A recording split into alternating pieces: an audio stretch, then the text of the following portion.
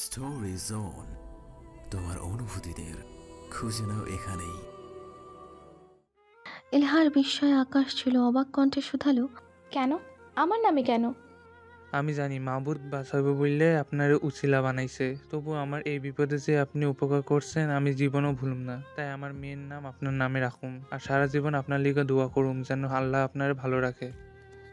লোকটির শেষ কথাটায় সারা দিনের জীর্ণতা কোথায় যেন কেটে গেল। অন্তর দিক থেকে কেউ যেন বলল, তুই ভুল করিসনি। না তাকিয়েও পাশের মানুষটির গর্বিত দৃষ্টিও অনুভব করল সে। ইলহা তার নাম বলল। লোকটি আরও একবার ধন্যবাদ দিয়ে চলে গেল। রাশাদ এবার ইলহার নরম হাতটি নিজ হাতে পড়ল, মৃদু স্বরে বলল, ডাক্তার ম্যাডাম, এবার যাওয়া যাক। ইলহা উত্তরস্বরূপ তার বাহু আঁকড়ে ধরল, ঠোঁটের কোণের স্বচ্ছ হাসিটাকে প্রশস্ত করে বলল, জো হুকুম নাতি সাহেব। রাশাদরা বাসায় পৌঁছালো বেশ দেরিতে। কুয়াশার মাঝে বাইক চালানো খুব ঝুঁকিপূর্ণ, খুব সতর্কতার সাথে বাইক চালিয়েছে রাশাদ। বাসার সবার খাওয়া হয়ে গেছে। রাশাদ এসেই কলপারে গেল, ঠান্ডা পানি দিয়ে হাত মুখ ধুলো। হাত পা জমে গেছে আবার, অনুভূতি এখন কাজ করছে না। এর মাঝে আতিয়া খাতুন চাদর মুড়ে বেরিয়ে এলেন, চিন্তিত স্বরে শুধালেন, এত দেরি হইল যে? যে কুয়াশা, কিচ্ছু দেখা যায় না। যাইয়ে বয়, আমি খানা দেই। আমি গরম করে আনছি দাদি, আপনি কষ্ট করেন না। আতিয়া খাতুন রান্নাঘর যেতে গেলে বাধা দিল এলহা, সেই খাবার গরম করতে গেল। আতিয়া বেগম কিছু বললেন না। রাশাদ তত সময় খেতে বসলো। এলহা খাবার গরম করে রাশাদকে খাবার পেরে দিতে গেলে সে বাধা দিল। আমাকে বেড়ে দিতে হবে না, আমি নিয়ে নিব, আপনি খেতে বসুন। এলহা মৃদু হাসল। মানুষটির এই দিকটাই সব থেকে অধিক মুগ্ধ করে তাকে। সে সর্বদাই ইলহাকে আগে রাখে। ইলহা তার পাশে খেতে বসলো। রাশাদ মাছের পেটের টুকরোটা তুলে দিল ইলহার প্লেটে। ইলহা বাধা দিতে গেলে বলল, নিজেকে দেখেছেন, শরীরে এক টুকরো মাংস নেই। ডাক্তার যদি সুস্থ না থাকে রুগী সুস্থ হবে কি করে? ব্যাপারটি দৃষ্টি এড়ালো না আতিয়া খাতুনের। ইলহার প্রতি রাশাদের এই প্রগাঢ় ভালোবাসা তার দৃষ্টি এড়ালো না। বিপরীতে ইলহার চোখেও রাশাদের প্রতি অব্যক্ত ভালোবাসা লক্ষ্য করলেন তিনি। তারা মোটেও কাউসার বা জুবাইদার মতো নয়, নয়তো দুজনের ব্যক্তিত্ব, বেড়ে ওঠার পরিবেশ সম্পূর্ণ আলাদা হলেও বোঝাপড়ার সমীকরণ খাপে খাপ। তাই দুপুরের দুশ্চিন্তাগুলো মিলিয়ে গেল নিমেষেই। যেখানে দুজনের প্রতি ভালোবাসা এবং সম্মানের কমতি নেই, সেখানে দাম্ভিকতার ফাটল ধরার অবকাশ নেই। লিমনের বিয়া, আমগর দাওয়াত আছে। তা বউ, তুমি বৃহস্পতিবার দিনে কার ছুটি নিও কেমন? আমার এই সপ্তাহে ছুটি হবে না দাদি, আমি এই মাসেই কোনো ছুটি পাবো না। আসলে আজ একটু ঝামেলা হয়ে গেছে, তাই আমাকে শাস্তিস্বরূপ আগামী 2 সপ্তাহ টানা ডিউটি করতে হবে। আর নতুন চাকরি, আমি চাইলেও ছুটির জন্য বলতে পারবো না এই মাসে। এইটা কেমন কথা? কয়টা টাকার জন্য কি অমানুষের লাহান খাটাবো? না না বউ, তুমি চাকরি ছাড়ো। এই চামারের হাসপাতালে তোমার চাকরির দরকার নেই। ইলহা কিছু বলার আগেই রাশাদ বলে উঠল, দাদি, সব চাকরি এমন, একটু মানিয়ে নিতে তো হবেই। দিন শেষে মাইনে তো মুখ দেখে দিবে না। তাই বলে লিমনের বিয়াতে বোঝাইবো না? এখন কিছু পেতে হলে তো কিছু খুঁইতেই হবে। লিমন তো আর রক্তের কেউ নয় যে বিয়েতে না গেলে নাক কাটা যাবে। তুই পোলা মানুষ, তুই বোঝস কিছু? জানো, সকলে বউরে দেখার জন্য বয়ে আছে। অনি কয় বড় লোকের বেটি বলে তাগর লগে কথা কয় না, তখন আরও কথা কইব। আতিয়া খাতুনের কণ্ঠে আক্ষেপ। ইলহা পড়ল বিপাকে। আজকের ঘটনার জন্য তাকে শাস্তি দেওয়া হয়েছে, তার এ মাসের ছুটি বাতিল করা হয়েছে কর্তৃপক্ষ থেকে। রাশাদ পানি খেয়ে বলল, তাদের এত ইলাকে দেখতে ইচ্ছে হলে বলে দিবি হাসপাতালে যেয়ে দেখে নিতে। লিমনের বিয়ের জন্য ইলা কোনো ছুটি নিবে না। সে কোনো রাজা মহারাজা নয় যে তার বিয়েতে সরকারি ছুটি ঘোষণা হয়েছে। চলেন ইলা, রাত হয়েছে, ঘুমাতে যাব। রাশাদের কথাটা মনোপুত হলো না আতিয়া খাতুনের, কিন্তু রাশাদের উপর জোরও করতে পারলেন না। তার অপ্রসন্ন মুখখানা দৃষ্টি এড়াল না ইলহার, কিন্তু তার স্বামী এই ব্যাপারগুলোই ইস্পাতের মতো কঠিন। সে কোনো কথাই শুনবে না। প্রতিদিনের মতো আজও দেরিতেই ঘরে ফিরল ফাইজান। ভোটের বেশি দিন বাকি নেই। এখন ক্যাম্পিং চলছে জোরদার। প্রতিদিন তার আগমন ঘটে রাত 1টার পর। আজ কিছু ইন্টারভিউ ছিল, তাই একটু বেশি দেরি হয়ে গেছে। চামেলি মাঝে মাঝে দরজা খুলে তো মাঝে মাঝে হুমায়রা। আজ দরজাটা চামেলি খুলল। ঘরে ঢুকতে প্রথম প্রশ্ন ছিল, ভাবি কই তোর? হে পরে ডাকুম। না। চামেলি হুমায়রাকে ডাকলো না, হাই তুলতে তুলতে বলল, থানা দিব? হুমায়রা খেয়েছে? হ। তাহলে লাগবে না, আমরা খেয়ে এসেছি, তুই ঘুমিয়ে পড়। বলেই নিজ ঘরের দিকে পা বাড়ালো। চামেলি মাথা নাড়িয়ে দরজা দিয়ে দিল। হিটার চলছে ঘরে, শীত টের পাওয়া যাচ্ছে না, সব দরজা জানালা বন্ধ, পর্দা টানা। গুনগুন শব্দে মুখরিত ঘর। ফাইজান উকি দিল হুমায়রার ঘরে।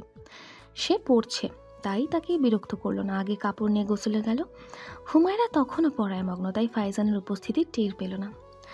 হুমায়রা মৃণালের পদার্থবিজ্ঞান বইটি খুলল। ৭৮ পাতায় তেমন কঠিন কোনো প্রশ্ন খুঁজে পেল না। যা পেল তা খুব সহজ, এই সাধারণ অঙ্ক ক্লাস 9-10-এর ছেলেপুলেরাও পারে।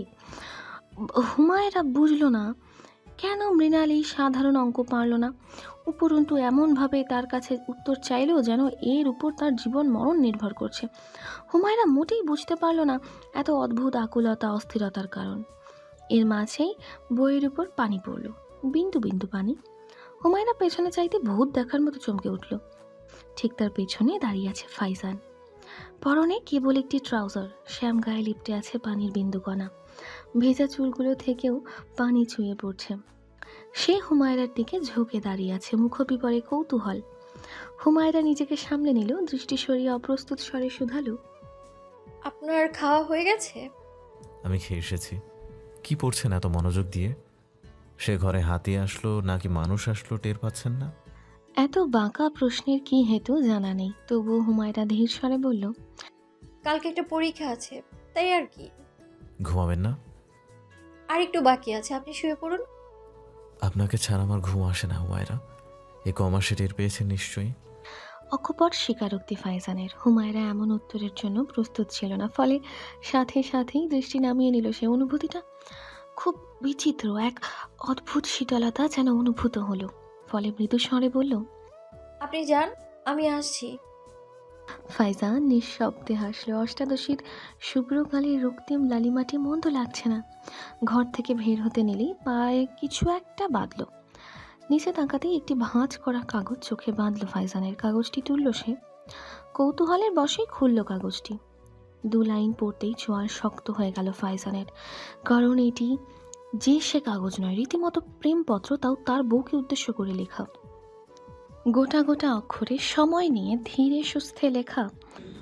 লাভ অ্যাট ফার্স্ট সাইট ব্যাপারটি কখনোই আমার কাছে যুক্তিযত ছিল না, এখনও নয়। তুমি হয়তো আমাকে জানো না, তবে আমি মানুষটি খুব লজিক্যাল। আমার কাছে প্রেম প্রীতির জন্য সময় নেই।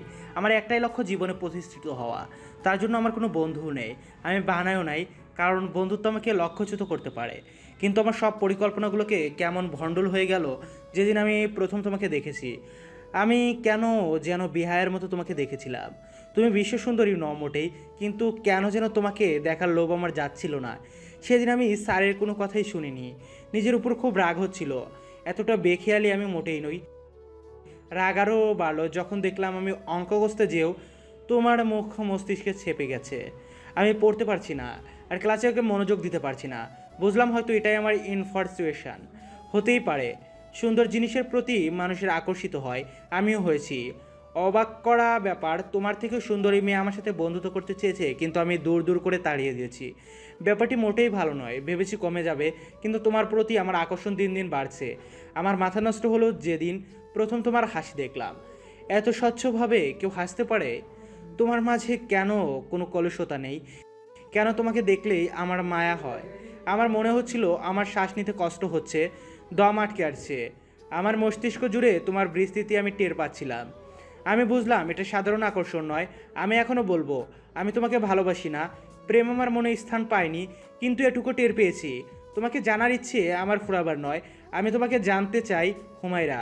হুমায়রা বিলকিসকে আমি জানতে চাই। হুমায়রা বিলকিসকে আমি চিনতে চাই। তুমি কি আমাকে সেই সুযোগ দিবে? বন্ধু হবে আমার। ফাইজানের স্থির দৃষ্টি কাগজটিতে নিবদ্ধ। মস্তিষ্ক সময় নিল ব্যাপারটির গভীরত্ব অনুধাবনে। কেমন যেন ফাঁকা ফাঁকা লাগছে সবকিছু। হুট করেই যেন চিন্তা চেতনাগুলো লোপ পেল। হুমায়রার কণ্ঠে সম্বিত ফিরল, সাথে সাথে কাগজটি দুমড়ে মুচড়ে মূর্ধবন্দি করল সে।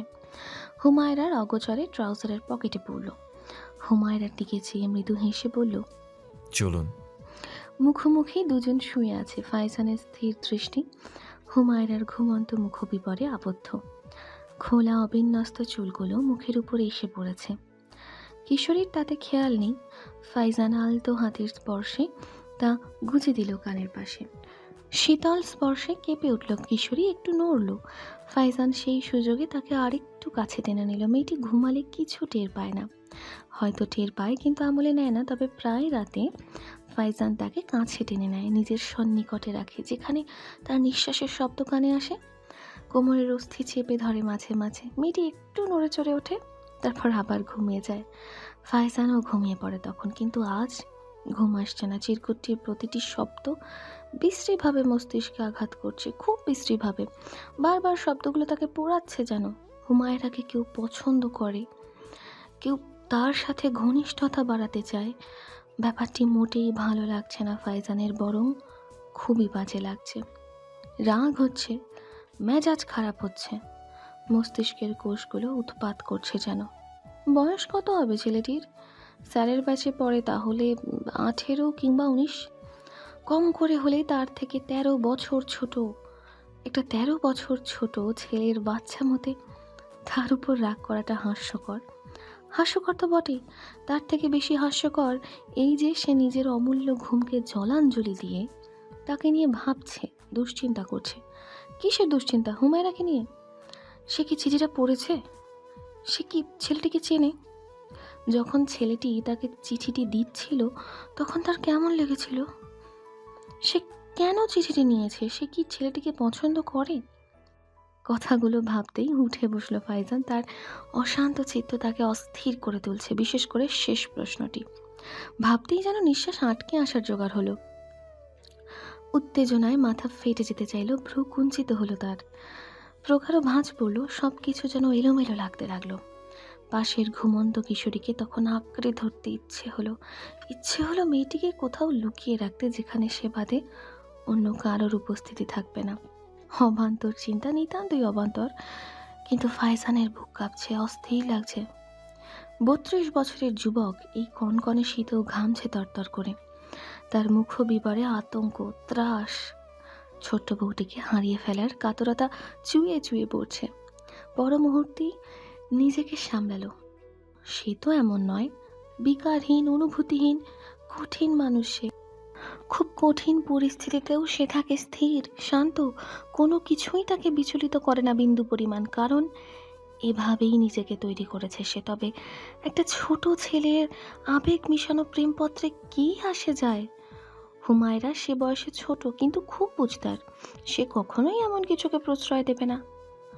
হয়তো সে ছেলেটিকে তৎক্ষণাৎ কিছু বলতে পারেনি, হয়তো সে জানতো না চিঠিতে কি লেখা, হয়তো সে পড়েও নি। যদি এমন কিছু হয় তবে ফাইজান কখনো তাকে জানতেও দেবে না চিঠির কথা। কিন্তু যদি এমন কিছু না হয়, যদি ছেলেটির আবেগঘন সস্তা চিঠিতে সে গলে যায়, ছেলেটি তার সমবয়সী, ছেলেটি হয়তো তার সাথে ঘনিষ্ঠতা বাড়াবে, হয়তো তার প্রতি দুর্বল করার চেষ্টা করবে। কথাটা ভাবতেই গলগলে রক্তের স্রোত বইল শির দাঁড়াবে। না, সে এটা হতে দেবে না। সে হুমায়রার ত্রিসীমানাতে ছেলেটিকে প্রবেশ করতে দেবে না। হয়তো সে ছেলেটিকে চেনে না, কিন্তু চিন্তা কতক্ষণ? সে তো ওই ব্যাচেই পড়ে, দরকার হলে সে ব্যাচ পাল্টে দেবে। পর মুহূর্তেই ফাইজান ধাতস্থ হলো। সে পাগলামি করছে, অপ্রকৃতিস্থের মতো চিন্তা করছে। তার বয়সের পুরুষের এমন চিন্তাধারা খুবই বেমানান। তার চেয়েও অধিক বেমানান হুমায়রাকে এমন নিজের মাঝে বন্দি করে রাখার চিন্তা। সে কেন একটা আধ বয়সী ছেলের চিঠিতে এতটা চিন্তিত? সে কি হুমায়রাকে ভালোবাসে? বাইরে বৃষ্টি হচ্ছে, বৃষ্টির শব্দ আছড়ে পড়ছে জানলায়। হিম শীতে শীতল ঘর। ফাইজানের নির্ঘুম মস্তিষ্ক শত চিন্তায় জর্জরিত। আজ রাতটা আবার নির্ঘুম কাটবে। ফাইজানের অফিস ঘরে হল্লোড়। পার্টির ছেলেপুলেরা হিসেব করছে টাকার। ওয়ার্ড কমিশনাররা এসেছিল, তাদের ভোটারদের জন্য খাবারের ব্যবস্থা করতে বলা হয়েছে। টাকা ফাইজান দিচ্ছে, কিন্তু ব্যাপারটি গোপনীয়। এদিকে ঘরে ঘরে তার প্রচার কমিটি ভোট চাইতে যাচ্ছে। গতবার বন্যায় ফাইজানের কাজগুলো বেশ প্রশংসিত হয়েছে, সে কারণে গরিবদের কাছে সে বেশ প্রিয়। কম্বল প্রদানের কর্মসূচিও শেষ। ভোটের আর বেশি বাকি নেই। প্রচারের গান সবখানে শোনা যাচ্ছে। এর মাঝে দুটো ছেলের ঝামেলা হয়েছে। তাদের রেষারেষি এই সময় মোটেই উপকারী নয়। ফরিদ ব্যাপারটি নিয়ে অনেকক্ষণ কথা বলল, কিন্তু ফাইজান বিকারহীন। সে শুধু পেপার ওয়েটটির দিকেই চেয়ে আছে। ফাইজান, তুমি কি ওদের সাথে কথা বলবে? নাদিম আর আফসান ছেলে দুটো কিন্তু আমাদের জন্য খুব কাজের। ফাইজান, তুমি কি কথা বলবে? ফাইজান, ফাইজান। কিছু বললে? অন্যমনস্ক স্বরে উত্তর দিল ফাইজান। ফলে ফরিদ কিছুটা অবাক হলো, বিরক্তি স্বরে শুধালো, তুমি কি কিছুই শোনোনি? ফাইজান সত্যিই কিছু শোনেনি। ফলে ফরিদের চিন্তা হলো। সকাল থেকে দেখছি তুমি অন্যমনস্ক। হয়েছে কি? কিছু না। আমাকে বিশ্বাস করতে হবে সেটা। তুমি তো উদাসীন নও। কিছু নিয়ে চিন্তিত কি? ফরিদের কণ্ঠে চিন্তার রেশ। ফাইজান দীর্ঘশ্বাস ফেলে বলল, রাতে ঘুম হয়নি তাই ক্লান্ত। বিয়ের পরই প্রথম এই কথাটা শুনলাম। তোমাদের ঝগড়া হয়েছে নাকি? ফরিদের রসিকতার উত্তর হিসেবে ফাইজান বলল। হুম। পরক্ষণেই শুধালো, 18-19 বছরের আবেগে খুব সিরিয়াস কিছু হয়? ফাইজানের কথাটা শুনতেই চক্ষু ছানা বড়া হলো ফরিদের। তার বিস্ফোরিত নয়নে কৌতূহল। ফাইজান সাথে সাথেই কথা ঘোরালো নাদিমকে আমার সাথে দেখা করতে বলো। বলেই উঠে দাঁড়ালো সে। ফরিদ অবাক কণ্ঠে শুধালো, কোথায় যাও? আজ শরীরটা ভালো নেই, বাসায় যাচ্ছি, এদিকটা সামলে নিও। বলেই হন হন করে বেরিয়ে গেল সে। ফরিদের কৌতূহল কাটছে না, ফাইজানের আজ হলো কি? ঘুরে ঘুরে বৃষ্টি হানা দিচ্ছে ধরণীতে। শীতের প্রকোপ দ্বিগুণ বেড়েছে। হুমায়রা ছাতা আনেনি, ফলে বৃষ্টির ছটায় সোয়েটারটি ভিজে গেছে, ঠান্ডা লাগছে। এর মাঝেই গম্ভীর স্বর কানে এলো। উত্তরটা এনেছো? পাশ ফিরতেই মৃণালের দেখা পেল, কালো ছাতা হাতে দাঁড়িয়ে আছে। চোখ মুখ ফ্যাকাশে লাগছে, নেত্রমণি লাল বর্ণ ধারণ করেছে। ঘুমায়নি হয়তো। হুমায়রা ব্যাগ খুলল, একটি খাতা এগিয়ে দিয়ে বলল, যতটা কঠিন ভেবেছি ততটা কঠিন নয়। মৃণালের মুখভাব পাল্টে গেল, চোখে মুখে বিভ্রান্তি। বিস্মিত স্বরে শুধালো, এটা কি? ৭৮ নং পৃষ্ঠার উত্তর। তুমি আমার চিরকুট পাওনি? এবার হুমায়রা অবাক হলো, ভ্রান্ত স্বরে শুধালো, কোন চিরকুট? মৃণালের অস্থিরতা বাড়ল। এদিক ওদিক চেয়ে গাল ফুলিয়ে দীর্ঘশ্বাস ফেলল। মুখ থেকে চ সূচক শব্দ নিঃসৃত হলো। বিরক্তি দমিয়ে বলল, তুমি সত্যি পাওনি? না। কিছু সময় চুপ রইল মৃণাল। তারপর কণ্ঠস্বরের রুক্ষতা কমালো, জড়তাহীন স্বরে বলল, আমার তোমাকে ভালো লাগে হুমায়রা, আমি তোমাকে। হুমায়রা। কথাটা শেষ করার পূর্বেই রাশ ভারী কণ্ঠস্বর কানে এলো মৃণালের। পেছন ফিরতেই ছাতি হাতে সাদা পাঞ্জাবি পরিহিত হৃষ্টপুষ্ট যুবকের দেখা পেল সে। যুবকটির মুখশ্রী থেকে তার দৃষ্টি বেশি ধারালো। মৃণাল কিছু বলতে পারল না। যুবকটি এসে হুমায়রার মাথায় ছাতা ধরল, মৃদু স্বরে বলল, দেরি করে ফেললাম নাকি? হুমায়রা মাথা নাড়ালো না, সে দেরি করেনি। ফাইজানের দৃষ্টি এবার মৃণালের দিকে গেল। হুমায়রার কাঁধে হাত দিয়ে শুধালো, আপনার বন্ধু? বন্ধু না, একই ক্লাসে পড়ি আমরা। হুমায়রার উত্তরের সাপেক্ষে ঠোঁটের কোণায় অদ্ভুত হাসি উন্মোচিত হলো ফাইজানের। ভারী স্বরে শুধালো, নাম কি তোমার? মৃণাল।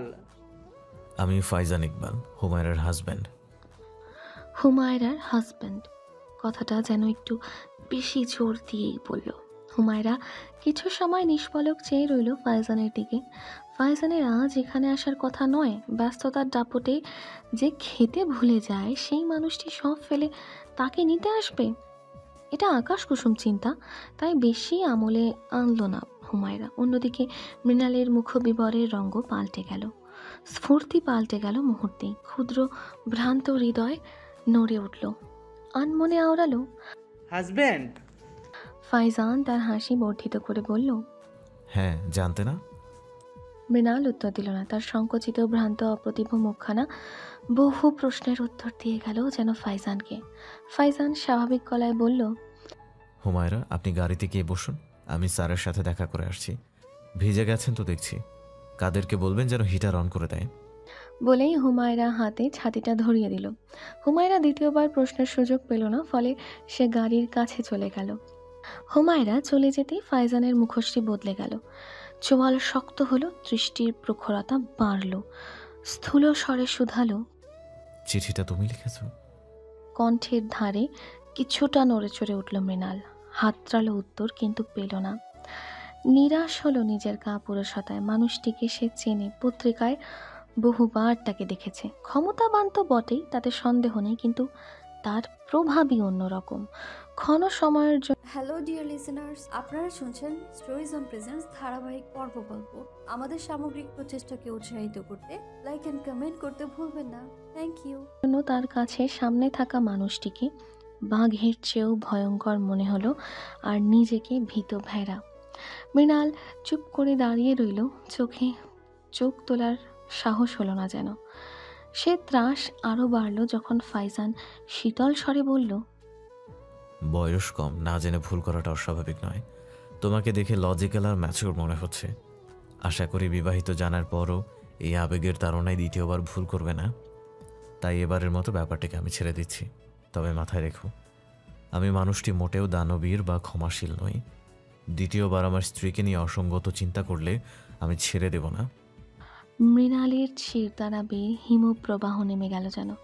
মৃণাল কথা বলল না, ফাইজানের ঠোঁটে হাসি উন্মোচিত হলো। ভীত মৃণালকে দেখে কেন যেন উত্তেজিত হৃদয় শান্ত হলো। ছেলেটি বোকা নয়, সে বুঝতে পেরেছে তার ভুল। ফাইজান দাঁড়ালো না, তার স্ত্রী অপেক্ষা করছে গাড়িতে, তাই পা বাড়লো গাড়ির দিকে। হিটারের কারণে গাড়ির উষ্ণতা অনেক বেশি, গা গরম হয়ে গিয়েছে বেশ। হুমায়রা মৃদুস্বরে বলল, কাদের ভাই, হিটার বন্ধ করে দিন। ঠিক সেই সময়েই দরজা খুলে প্রবেশ করলো ফাইজান। বেশ ভিজে গেছে সে, অহেতুক ছাতাটা হুমায়রাকে দিল সে। ফাইজান ভেজা চুলগুলো হাত দিয়ে ঝাঁটতে ঝাঁটতে বলল, প্রয়োজন নেই, আমার ঠান্ডা লাগছে। কাদের হিটার বন্ধ করলো না, আবার নীরবতা বিস্তার করলো দুজনের মাঝে। কাদের গাড়ি স্টার্ট দিল। হুমায়রার চোখ তখন বাহিরের দিকে। আজ সূর্য ঘাপটি মেরে আছে কৃষ্ণ মেঘের আড়ালে, তাপমাত্রা কমেনি, কিন্তু শীত হাড় কাঁপাচ্ছে। এর মাঝেও জীবিকার জন্য শত মানুষ বেরিয়েছে, তাদের বিরাম নেই। ভাইজানের কথা মনে পড়ল। মানুষটির ঠান্ডার বাতিক আছে, প্রতি শীতে একবার জ্বর হবেই। গতকাল কথা হয়নি, আজ বাসায় যেই ফোন করবে। এর মাঝেই ভারী কি স্বর কানে এলো, কয়েকদিনে শহুরে ছেলে মেয়েদের সাথে নিজেকে মানিয়ে নিয়েছেন, বেশ ভালো লাগলো। সে আমার বন্ধু নয়, একটা অঙ্কের উত্তর চেয়েছিল, সেই জন্যই ক্ষণিকের কথা। এ বাদে আর কিছুই নয়। আমার কোনো বন্ধু নেই, এই শহরে ছেলে মেয়েদের সাথে মানিয়ে নেবার ক্ষমতাও নেই আমার। নির্মল স্বীকারোক্তি হুমায়রার। ফাইজান ভ্রু গুটালো, নিরেট মুখে বিস্ময়ের ছাপ। অবাক স্বরে শুধালো, আপনার ধারণা আমি আপনাকে সন্দেহ করছি? হুমায়রা এক মুহূর্ত চুপ করে ধীর কণ্ঠে উত্তর দিল, না, আমি নিজের কাছে পরিষ্কার থাকছি। হুমায়রার উত্তরে চমকালো ফাইজান। মেয়েটি তাকে প্রতিবার অবাক করে, তাকে চমকে দেবার সুযোগ ছাড়ে না, তার স্বাভাবিক কাজও তাকে বিস্মিত করে। আজও তাই হলো। সেই সাথে তার পোড়া ঠোঁটের হাসি চওড়া হলো। দূরত্ব ঘোচালো সে, হাত বর্ধিত করে আলতো করে হুমায়রার মাথায় হাত রাখল। মৃদুভাবে বুলাতে বুলাতে বলল, ভালো মেয়ে, আমার বউ অনেক বুদ্ধিমতী। ফাইজানের প্রগাঢ় নয়ন বিমুগ্ধ হাসি ঘায়েল করল হুমায়রাকে। নিরেট মানুষটির এমন বিচিত্র আচরণে হৃদয় কম্পিত হলো। প্রশ্রয়ের সামান্য উক্তি ক্ষুদ্র হৃদয়ের উত্তেজনার সৃষ্টি করল। জোরালো হলো স্পন্দন, দৃষ্টিতে লজ্জা ভর করল। নির্নিমেষ অসংযত চাহনি লজ্জাবতীকে দেখল ক্ষণ সময়। হৃদয়ে উদিত হলো এক নিষিদ্ধ ইচ্ছে, কিন্তু পর মুহূর্তেই নিজেকে সংবরণ করলো। নিজের সংযম হারানোর সময় নয় এটা। মৃণালের স্পর্ধায় নিজের সম্পর্কেও কিছুটা জানতে পারল ফাইজান। তার নীরের হৃদয়ের অগোচরেই মেয়েটি তার জায়গা করে নিয়েছে। তার আত্মিক চাহিদার খোরাক সে শুধু শারীরিক চাহিদার তকমাটি লাগাতে চায় না এই সম্পর্কে। সেও হুমায়রার হৃদয় ছুঁতে চায়, সেও হুমায়রার হৃদয়ের খোরাক হতে চায়। চিন্তাগুলো মস্তিষ্কে ছুটতেই আনমনে হাসল ফাইজান। বিকারহীন গম্ভীর নিরেট ফাইজান ইকবাল কিনা ক্ষুদ্র কিশোরীর প্রতি দুর্বল হয়েছে। মানুষ জানলে আর রক্ষে থাকবে না, তবুও তার পরোয়া নেই। নীলিন চোখ দেখছে হুমায়রাকে, তার লালিমায় থিতিয়ে যেতেও দ্বিধা নেই। উৎসবের মহল, শীতের মাঝেও আমেজের কমতি নেই। হলুদের সন্ধ্যা জাঁকজমক, প্রতি সাজসজ্জায় অনন্য স্ফূর্তি। আদিয়া খাতুন নিজ হাতে পিঠে বানিয়ে এনেছেন, রসে ডুবানো পুলি পাত্রের সামনে তা দেওয়া হয়েছে। লিমনের মা আশপাশ দেখল, সতর্ক স্বরে শুধালো, না, ছুটি পাই নাই। লিমনের মার মুখ বদলালো সাথে সাথে, বিদ্রুপ টেনে বলল, কথার ধরন মোটেই ভালো লাগলো না যেন আতিয়া খাতুনের, কিন্তু ভালোক্ষণে ঝগড়া করাটা ঠিক নয়। ইলহার উপর কিঞ্চিত রাগ হলো, কিন্তু নিজেকে সংযত রেখে বলল, হ্যাঁ, তো আর তোমার আর আমার মতো বাড়ি বহিয়া থাহে না রোজিনা। বউ আমার ডাক্তার, মাসে মাইনে পায়, তাই ওর ছুটি ছটাও বুঝাই আইতে হয়। লিমনের মার মুখটা ভোঁতা হলো। আতিয়া খাতুন বেশিক্ষণ থাকলেন না, কারণ বউদের কথা তার সহ্য হবে না। এদের সব কথাই ইলহা থাকে, সুতরাং এখানে থাকার মানে হয় না। রাশাদের নাক জমে এসেছে, ঠান্ডা বাড়ার সাথে সাথে শরীরটা কাবু হয়ে যাচ্ছে, পরিশ্রমও কম যাচ্ছে না। প্রতিদিন 4 ঘন্টার জার্নি, উপরন্তু দোকানের চাপ বেড়েছে, ফলে শরীরটা মিয়ে যাচ্ছে। তবুও নিজ দায়িত্ব ভুলে না রাশাদ, যথা সময়ে রওনা দিল ইলহাকে আনতে। আজ কুহেলিকার গাঢ়ত্ব বেশি, 2 মিটারের মাঝেও কিছু দেখার জো নেই। কুয়াশার মাঝে দৃষ্টি খাবি খাচ্ছে, তবুও মোটরসাইকেল চালাচ্ছে রাশাদ। নাক বন্ধ থাকায় মাথা ব্যথা করছে, ভার ভার লাগছে, চোখ ছোড়া জ্বলছে প্রচুর, খুলে রাখা দায় হয়েছে। তখনই ঘটল বিপদ। সামনে থেকে আকস্মিকভাবে একটা টেম্পো চলে আসায় কিংকর্তব্য বিমূঢ় হয়ে পড়ল রাশাদ। ব্রেক চাপলেও কাজ হলো না, ফলে বামে ঘুরালো মোটরসাইকেল। আকস্মিক এই সিদ্ধান্তে টাল সামলাতে না পেরে মোটরসাইকেল উল্টে পড়ল। রাশাদ ছিটকে পড়ল একটু দূরে বালির উপর। এদিকটায় আলো নেই, রোড লাইটটা বেশ দূরে।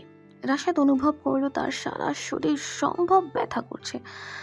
দৃষ্টি ক্ষীণ হলো, কিছু সময় ওভাবে পড়ে রইল সে। মোবাইলটা কর্কশ ধ্বনিতে বাজছে, কিন্তু ধরল না। সময় পার হলো, হাতটা ভেজা লাগছে, উষ্ণ অনুভূতি। আঙুল দুটো নাড়াতে পারছে না, অসহনীয় ব্যথা করছে। পিঠ পাঁজরের ব্যথাটুকু সহ্য ক্ষমতার মধ্যে থাকায় উঠে দাঁড়ালো সে। মোটর সাইকেলটার অবস্থা ভালো নেই, খুব কষ্টে তা দাঁড় করালো রাশাদ। স্টার্ট নিচ্ছে না। কুয়াশায় ঘেরা আকাশটার দিকে তাকিয়ে দীর্ঘশ্বাস ফেলল। ফোনটা বারে বারে বেজে থেমে যাচ্ছে। ওপাশের মানুষটি বেশ অধৈর্য বোঝা যাচ্ছে। শীতের রাত বলে বোধহয় কুকুরও এসে মারল না, কিন্তু মাসের অন্তিম বাড়তি খরচ হিসেবে এই নষ্ট মোটরসাইকেলটা খুব পীড়া দেবে সেটা বুঝতে বাকি নেই। ফোন এখনো অক্লান্ত বেজেই যাচ্ছে। স্ক্রিনের দিকে তাকাতেই ইলহার নামটা ভেসে উঠল। ফোনটা ধরল রাশাদ। উপাস থেকে অধৈর্য স্বর ভেসে উঠল, আপনি কোথায়? ফোন ধরছিলেন না যে? রাশাদ খুব স্বাভাবিক কণ্ঠে বলল, আসছি, একটু অপেক্ষা করুন। রাশাদের স্বর শুনেই ওপাশ থেকে প্রশ্ন ছুড়ল, আপনি ঠিক আছেন তো? কিছু হয়েছে? আপনার স্বর এমন লাগছে কেন? রাশাদ নিঃশব্দে হাসলো। মেয়েটির কণ্ঠ ঠিকরে পড়ছে চিন্তা।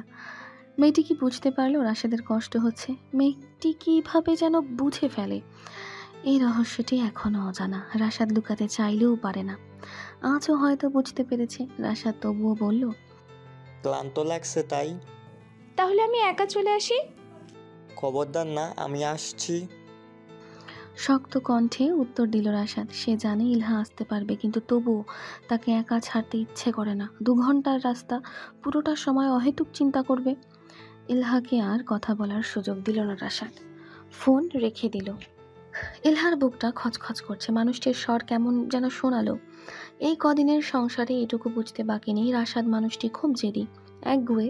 তার মনের বিরুদ্ধে কোনো কাজ করতে পছন্দ করে না সে। এই যে প্রতিদিন ইলহাকে সে নিতে আসে, দিয়ে যায়, ব্যাপারটি সময় সাপেক্ষ তো বটেই, সেই সাথে ক্লান্তিকর। তবুও মানুষটি কথা বুঝতে চায় না। তার এক ভাষ্য, আমি বেঁচে আছি এখনো, সুতরাং আপনার একা একা যাতায়াত করার প্রয়োজন নেই। পথটা ভালো না, আমার চিন্তা হবে। হ্যাঁ, পথটা ভালো নয়। হাইওয়ে থেকে যেতে হয়, পথে 3 বার যান বদলাতে হয়। বাস থেকে নেমে টেম্পো, টেম্পো থেকে নেমে বাজারে নেমে ভ্যান। রাত হলে যান চললেও বাসে ডাকাতির আতঙ্ক থাকে। আশপাশটায় জনবসতি একেবারেই শূন্য। তাই রাশাদের অখণ্ডিত নির্দেশ, ইলহা একা একা যাওয়া আসা করবেন না। কিন্তু মানুষটির যে কষ্ট হচ্ছে সেটা তো অস্বীকার করার নয়। ইলহা মনে মনে সিদ্ধান্ত নিল ব্যাপারটা নিয়ে আরও একবার কথা বলবে সে। 1 ঘন্টা বাদে হাসপাতালের গেটে আসলো রাশাদ। মোটরসাইকেলের অবস্থা খুব করুণ, বডিটা টিকে গেছে এটাই বেশি। Sub frame, brake lever, windscreen, brake pedal সব কিছুতেই ঝামেলা হয়েছে। মিঠুকে ফোন করায় সে ছুটে আসলো একটা গ্যারেজের ছেলেকে নিয়ে। 200 টাকা ধরিয়ে বলল, দেখ কি করতে পারিস। মিঠু ছেলেটা বুদ্ধিমান, সে একটা ব্যবস্থা করতে পারবে, এতে কোনো দ্বিধা নেই। রাশাদ শার্টটা বদলে নিল। এই শার্টটায় রক্ত ধুলোবালি মাখামাখি হয়ে একাকার অবস্থা। মিঠু নিম্নষ্ঠ কামড়াচ্ছে। কিছু বলতে চাইছে সে। রাশাদ শার্টের বোতাম লাগাতে লাগাতে বলল, কি বলবি বল। ডাক্তার দেয়ালে হতো না? কখনো কি দেখিয়েছি? না। তাহলে কয়ে লাভ নাই, আপনি শুনবেন না। হুমায়রা আপা থাকলে দেখতেন কি করে। খবরদার ওকে জানাস না, বোনটা আমার পাগলি আছে। মিঠু আর কিছু বলল না। রাশাদ একটা টেম্পোতে উঠে রওনা দিল। অবশেষে পৌঁছালো সে গন্তব্যে। রিসেপশনে অপেক্ষা করছিল ইলহা। রাশাদকে দেখেই এগিয়ে আসলো। রাশাদ ক্লান্ত স্বরে শুধালো, বেশি দেরি হয়ে গেছে? না। কিছু বলতে গেলেও থেমে গেল ইলহা। তার চোখ গেল রাশেদের ক্ষত বিখ্যাত হাতের দিকে। রক্তটুকু পানি দিয়ে ধুয়ে নিয়েছে, তবুও চোখ থেকে এড়ালো না ক্ষতটা। আঙ্গুলের নখ উল্টে গেছে, তর্জনী আর বৃদ্ধাঙ্গুলি ফুলে গেছে। কপালে ভাঁজ পড়ল ইলহার। তীক্ষ্ণ হলো স্বর। এটা কি করে হলো? ছোট একটা দুর্ঘটনা হয়েছে, আমার কিছু হয়নি। বাইকটার উপর দিয়ে গেছে। আজ বাসে যেতে হবে, এখন রওনা না দিলে বাস পাওয়া যাবে না। ইলহার মুখবিবর শক্ত হলো। কিছু সময় চুপ রইল। রাশাদ আবার তাগিদা দিলেই সে শীতল স্বরে বলল, আগে আমরা চেক আপ করবো, তারপর যাব। রাশাদ সাথে সাথেই বলল, প্রয়োজন নেই। সেটা চেক আপ না করে তো বলা যাচ্ছে না। রাশাদের মুখখানা মিয়ে গেল। পকেটে 200 টাকাই ছিল, তাও মিঠুকে দিয়ে দিয়েছে। এখন টাকা একেবারেই নেই। চেক আপ করালেই এক্সরে করাবে, ডক্টরের খরচ আলাদা। রাশাদ রাজি হলো না, তর্কের সাপেক্ষে বলল, প্যারাসিটামল খেয়ে ঠিক হয়ে যাবে। মায়ের কাছে মাসির গল্প দেবেন না। আমার এমন অবহেলা একদম পছন্দ নয়। আর ভুলে যাচ্ছেন কেন, আপনার স্ত্রী এই হাসপাতালের ডক্টর। ইলহার শান্ত মুখখানা হুট করেই রুদ্ররূপ নিল। রাশাদের কথা শুনল না, জোর করে ইমার্জেন্সিতে নিয়ে গেল। চেক আপ হলো, হাতে ফ্র্যাকচার হয়নি, তবে বেশ চোট লেগেছে। পাঁজরের দিকটা রক্ত জমাট বেঁধে আছে, সেই সাথে জ্বর। সেই অনুযায়ী ওষুধ দেওয়া হলো। ইলহা নিজের বেতন থেকে ব্যাপারটা অ্যাডজাস্ট করে নিল। ব্যাপারটি মোটেই ভালো লাগলো না রাশাদের, কিন্তু ইলহার রুদ্ররূপের সামনে তার যুক্তি টিকল না। ইলহা ভাষ্য খুব সহজ, যা আপনার তা আমার, তাহলে যা আমার তা আপনার নয় কেন? রাশাদের যুক্তি সেখানেই বোধ হলো। অবশেষে শেষ বাসটি পেল তারা। হসপিটাল থেকে রাশাদ চুপ করে রইল। ইলহা কথা বললেও সে উত্তর দিল না, শুধু হ্যাঁ হ্যাঁতে উত্তর দিল। বাস ভাড়াটাও ইলহাই দিল। বাসায় এসে হাত মুখ ধুয়ে খেতে বসলো। খাবার সময়টাতেও রাশাদ কথা বলল না, মৌন রইল। দুর্ঘটনার কথা শুনে আতিয়া খাতুন বেশ উত্তেজিত হলেন। ইলহা আশ্বস্ত করলো ব্যাপারটা খুব জটিল নয়। রাশাদ খুব তাড়াতাড়ি খেয়ে নিজের রুমে চলে গেল। সব খাবার গুছিয়ে ইলহা এলো বেশ সময় পর। ঘরে এসে নিজের ব্যাগ রাখতে রাখতে শুধালো, ওষুধ খেয়েছেন? না। অদ্ভুত মানুষ আপনি। বলেই ঔষধগুলো খুলে তাকে দিতে দিতে শুধালো, আপনার জ্বর ছিল, তবু এত অবহেলা কেন করেন বলুন তো? কি প্রয়োজন ছিল আজ আমাকে নিতে যাওয়া? আমি তো একা একাই আসতে পারতাম। ও, কি হয়েছে বলুন তো? তখন দেখেছি শুধু হুঁ হুঁ করছেন। এবার চুপটি ভাঙল রাশাদ। বিরক্ত স্বরে বলল, এত বাড়াবাড়ি দরকার ছিল না। দেখলেনি তো কিছুই হয়নি। মাঝখান থেকে আপনার বেতনটা কাটা গেল। অদ্ভুত, আপনার একটা অ্যাক্সিডেন্ট হয়েছে আর বলছেন আমি বাড়াবাড়ি করছি। যদি ফ্র্যাকচার হতো, আপনার এত বেপরোয়া হওয়াটাই বাড়াবাড়ি। এতদিন তো এইভাবেই বেঁচে আছি, তাই না? এখন থাকবেন না? আমার এমন অবহেলা করা মোটেই পছন্দ নয়। আমার পকেটে এতটা টাকা থাকে না যে পরোয়া হবার বিলাসিতা করব। রাশাদের স্বরটা ভিন্ন ঠেকল ইলহার কাছে। বিস্মিত স্বরে শুধালো, আমি তো পেমেন্ট করে দিয়েছি, সমস্যাটা কোথায়? সমস্যাটা হেতুক খরচে ইলা। আপনি বেতন পাবেন বা কত, সেখান থেকে আজ আগ থেকে টাকাটা কেটে গেলেও আপনি বলে কেন যান আপনি আপনার বাবার বাসায় নেই? ইচ্ছে হলে খরচ করে ফেললাম তা নয়। আমি তো অহেতুক খরচ করিনি নাতি সাহেব। আপনার জন্য খরচ আমার কাছে মোটেও অহেতুক নয়। কিন্তু আমার কাছে তো হেতুক লাগছে। আচ্ছা, আমার ইনকামের টাকা দিয়ে কি আপনার আপত্তি? রাশাদের কপালে প্রগাঢ় ভাঁজ পড়ল। কথার উত্তাপ বাড়ল। রাশাদ বিস্মিত স্বরে শুধালো, কি?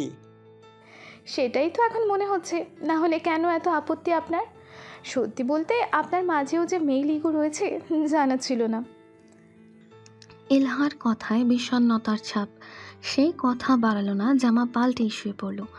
রাশাদ তপ্ত নিঃশ্বাস ছাড়ল। অভিমান হলো কিঞ্চিত। মেয়েটি বুঝতেই পারল না তার আপত্তিটা কোথায়। এই একটা মাস কতটা কষ্ট করেছে মেয়েটা, অথচ বেতন পাবার পূর্বেই টাকাটা ভেঙে ফেলল। টাকাটা থাকলে তার ভবিষ্যতে কাজে লাগতো, কিন্তু মেয়েটা বুঝলই না। রাত কারো হলেও সেই সাথে বাড়ল দীর্ঘশ্বাস। আতিয়া খাতুনের কথা হলো হুমায়রার। মনটা ভালো নেই, রাশাদের শরীরটা ভালো নয়, দুদিন ধরে বেশ জ্বর কমছে না। আতিয়া খাতুন বেশ অভিযোগ করলেন রাশাদ আজকাল একটু বেশি পরিশ্রম করছিল। ভাইজানকে চেনে হুমায়রা, এখনও নিশ্চয়ই দোকানে যাবার তাল তুলছে, কিন্তু ফাইজান রাজি হবে কিনা জানা নেই। শাশুড়িকে জানালে সে সাথে সাথেই বলেন, কিন্তু তুমি একবার ঘুরে আসো হুমায়রা, মন ভালো হবে। ঝামেলা বাঁধালো ফাইজান। সে এক কথায় সবাইকে থামিয়ে দিল। আমার সময় নেই, আগামী সপ্তাহে আমার ভোট, আমি নড়তে পারবো না। আপনার যেতে হবে না, ফরিদ ভাই নিয়ে যাবে আমায়। আপনার ভাইজানের কাছে সবাই আছে, যদি আপনি তাও যান তবুও খুব একটা সমস্যা হবে না, কিন্তু আমার কাছে কে আছে বলুন? কেন আম্মা? অবাক স্বরে উত্তর দিল হুমায়রা। ফাইজান কিছু সময় তার দিকে তাকিয়ে রইল, শান্ত চোখে দেখল নিজের বউকে। এই জন্য হয়তো বলে অসমবয়সী বিয়েতে চিন্তাধারা মেলাটা কঠিন। তপ্ত নিঃশ্বাস ফেলে বলল, আমি কি মাকে জড়িয়ে ঘুমাই? আপনি আর মা এক? আকস্মিক প্রশ্নের জন্য প্রস্তুত ছিল না কিশোরী, ফলে এক রাশ কুণ্ঠা তাকে ঘিরে ধরল। সফেদ গালে জমল অকৃত্রিম লজ্জা। দৃষ্টি নত হলো, কণ্ঠ মিয়ে গেল। ওড়না ত্রিকোণ হাতের ভেতর তুলিত হলো। মানুষটি নিতান্তই নির্লজ্জ, তাতে সন্দেহ নেই, নয়তো এমন বেফাঁস প্রশ্ন করতো না। এই নত দৃষ্টিটা কিছু সময় নিপুণভাবে অবলোকন করল ফাইজান। হাতে থাকা ফাইলটা রেখে দিল বিছানায়। হুমায়রা তার থেকে একটু দূরে দাঁড়িয়ে আছে। লম্বা হাতটি বাড়িয়ে তার নরম হাতটা ধরল ফাইজান। দূরত্ব ঘুচিয়ে নিল মুহূর্তেই, বসালো তার উরুর উপর। হুমায়রার দম বন্ধ হয়ে আসার জোগাড়। নিঃশ্বাস ঘন হলো। ফাইজান তার কোমর চেপে ধরল আর একটু কাছে টানলো তাকে। থুতনি ঠেকালো হুমায়রার কাঁধে, প্রগাঢ় স্বরে বলল, আমার আপনাকে চাই, আপনার কমতি যে কেউ পূরণ করতে পারবে না হুমায়রা। হুমায়রা চোখ তুলে দৃষ্টি ফেরালো। খাদের ন্যায় গভীর চোখ জোড়ার দিকে এক পলক চাইল। হৃদয়টা কেঁপে উঠল, আনমনেই শুধালো, ভালোবাসেন? হুট করেই প্রশ্নটি করল হুমায়রা। একরাশ জড়তা, দ্বিধা প্রকাশ পেল তার প্রশ্নে। প্রশ্নটা করাটা অযৌক্তিক, তবুও বোকার মতো প্রশ্নটা করল। গ্রামের বড় বউ ভাবিরা বলতো ভালোবাসলেই স্বামী এমন পাগলের মতো আচরণ করে, কাজ ছাড়া করতে চায় না, আঠার মতো চিপকায় থাকে। ফাইজানের আচরণও কেমন পাগল পাগল, যা তার চরিত্রের সাথে একেবারেই যায় না। তার মতো গম্ভীর মানুষ কেনই বা হুমায়রাকে ভালোবাসবে? হুমায়রার মনে পড়ল বিয়ের রাতের কথা, ফাইজানের দ্বিধাহীন উক্তি, আমি আপনাকে ভালোবাসি না হুমায়রা। কথাটা স্মরণ হতেই হুমায়রার হৃদয় বসে গেল, দৃষ্টি নামিয়ে নিল সাথে সাথেই। ফাইজান নিঃশব্দে হাসল, তার চোখ স্থির কিশোরীর বধূর দিকে। আলতো হাতে খোপা থেকে খুলে আসা অবাধ্য চুলগুলোকে কানের পেছনে গুঁজল। খুব নরম স্বরে বলল, কি মনে হয়? অতিরিক্ত আশা কখনোই হুমায়রা করে না। সমীকরণহীন সম্পর্কে ভালোবাসা থাকবে না, এটাই স্বাভাবিক। এই সম্পর্কগুলোতে শুধু দায়িত্ববোধ থাকে, মাঝে মাঝে দায়িত্ববোধ থেকে বন্ধুত্বের জন্ম হয়, কিন্তু ভালোবাসা শব্দটি উজ্জ্ব থাকে। তাই চট করে উত্তর দিতে পারল না হুমায়রা। ফাইজান এখনও উত্তরের অপেক্ষায় তার পানে চেয়ে আছে। ক্ষণ সময় বাদে খুব নিচু স্বরে বলল, আপনার মতিগতি আমার বোঝার বাইরে। আমি তো এতটা জটিল নই হুমায়রা। পাগল কখনো বলে না সে পাগল, তেমন আপনিও জানেন না আপনি জটিল, কিন্তু আপনি জটিল। এবার সশব্দেই হেসে উঠল ফাইজান। কপাল ঠেকালো হুমায়রার কাঁধে, তার শরীর কাঁপছে। হুমায়রা অবাক হলো, এমন তো কোনো হাসির কথা বলেনি সে, তাহলে হাসছে কেন লোকটি? ফাইজান এবার মুখ তুলল, হুমায়রাকে আরও শক্ত করে জড়িয়ে ধরল, কাঁধে থুতনি টেকিয়ে বলল, আপনাকে কিভাবে যেতে দেই বলুন? আপনি ছাড়া আমি হাসবো কি করে, ঘুমাবো কি করে? জানি স্বার্থপর, কিন্তু আপনার নিস্তার নেই হুমায়রা। আমার আপনাকে চাই চাই, মৃত্যুর আগ অবধি চাই, প্রতিক্ষণ প্রতি মুহূর্ত। যদি এটাকে আপনাদের ভাষায় ভালোবাসা বলে তবে তাই সই। হ্যালো ডিয়ার লিসেনার্স, আপনারা শুনছেন স্টোরিজ অন প্রেজেন্স ধারাবাহিক পর্ব গল্প। আমাদের সামগ্রিক প্রচেষ্টাকে উৎসাহিত করতে লাইক অ্যান্ড কমেন্ট করতে ভুলবেন না। Thank you.